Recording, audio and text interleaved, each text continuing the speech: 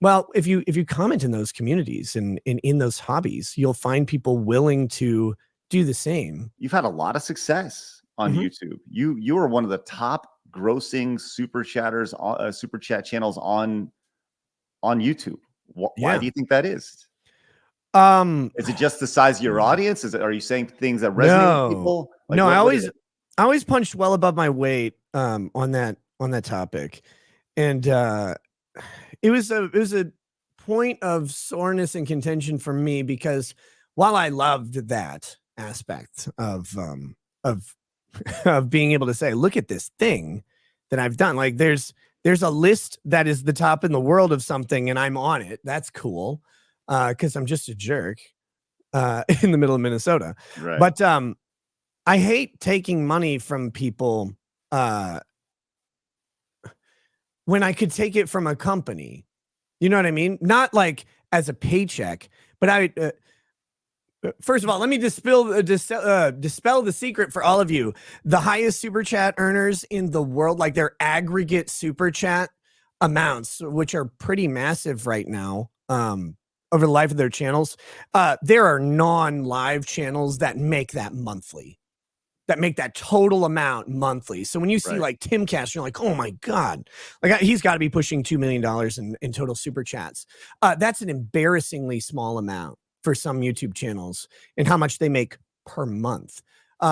They're not even anywhere near the top income earners on YouTube.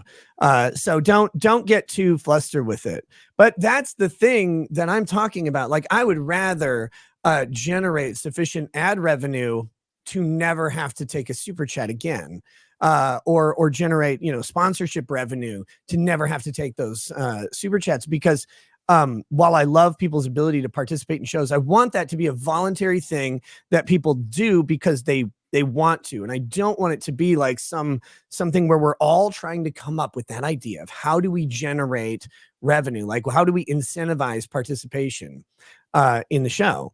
And it's a fun, cool twist element to it, but I would rather take my money from someone who has millions and millions of dollars than someone who has to look at that $20 and go, I would hesitate to spend this $20 in any other place. It was always a point of contention for me in that, in sort of the function of it. But I think the reason that I became so successful with super chats had to do with the niche areas that I ended up talking about and people's willingness within those niche areas to divorce themselves from income for their hobbies. And it wasn't intentionally done this way. It was kind of a reflection of how it happened, but specifically things like comic books, anime. And we see this, of course, in the creator community, right? Like we were talking a little bit ago about independent comics. I mean, Alpha Core just launched from Eric July in the Rippaverse, and you saw people posting their pre-orders of this book, multiple cover books that they're buying. And these guys are waking up one day and they're going, here is Alpha Core #1. I'm going to buy the complete package of signed covers, right? Maybe even graded. And they're dropping $700 on one issue of a comic book. Where else do you see this? I mean, you see it in hobby communities primarily, comic books, anime, sports, places where people will divorce themselves of massive amount of money in service to their hobby. If you're commenting in those communities and you're commenting in a way that comports with people's ideas, they're conditioned to divorce themselves of income, and they will do it at a rate that is shocking, frankly. And one of the biggest ones is anime. And you find this with VTubers, and VTubers are the top income earners across the super chat board by a mile. They blow guys like Timcast or me or Fresh and Fit way out of the water.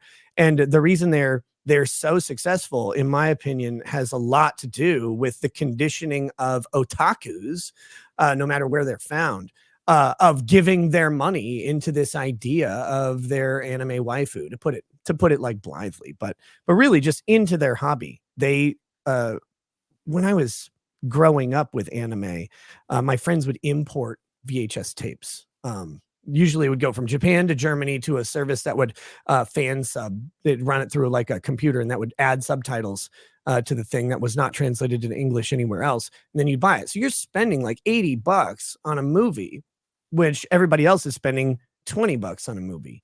Mm-hmm. That conditioning has persisted. And if you go to any anime convention, you'll see people spend hundreds and hundreds and hundreds of dollars on statues and figurines, and they just litter their desks and shelves with them. And you're like, that shelf is like $25,000 of anime tits. Like, that's amazing, dude. How'd you even afford that? Well, if you comment in those communities and in those hobbies, you'll find people willing to do the same for your commentary. And so I think that was a big part of it. I covered the Vic Mignogna case. I covered the lawsuits around Comicsgate and Richard Meyer and Mark Waid, and the disputes that Ethan Van Sciver got into with guys like Fox Day. And just offering that commentary there, people were willing to invest in me in the same way they invested in other aspects of their hobby. And that was a massive portion of it. Then, of course, the big popularity of things like Kyle Rittenhouse and Johnny Depp, where your show becomes 80,000 live viewers. It's math at that point. Like, if you have 80,000 people watching, super chats are going to come in by function of that volume. So, man, I also think that there is a for some people in particular, and like I said, I don't know a whole lot about. I think what Eric has done is spectacular in that he's provided an alternative. And I think in that situation in particular, it's a counterculture movement. It's the idea of people are behind it because of it may be a great product, it may not, but at the end of the day, people like the idea of having an alternative, which I think is the bigger message for that stuff. But and I think that same goes for you as well. People like the alternative of not having corporate lawyer guy from corporate channel talk about things. They know that they're going to get you an authentic voice, and it's an alternative. But what do you think about this? Leave us a comment down below. We read every single one of them. Also, make sure you hit the subscribe button, because you have found your home for common sense in the gaming and entertainment worlds.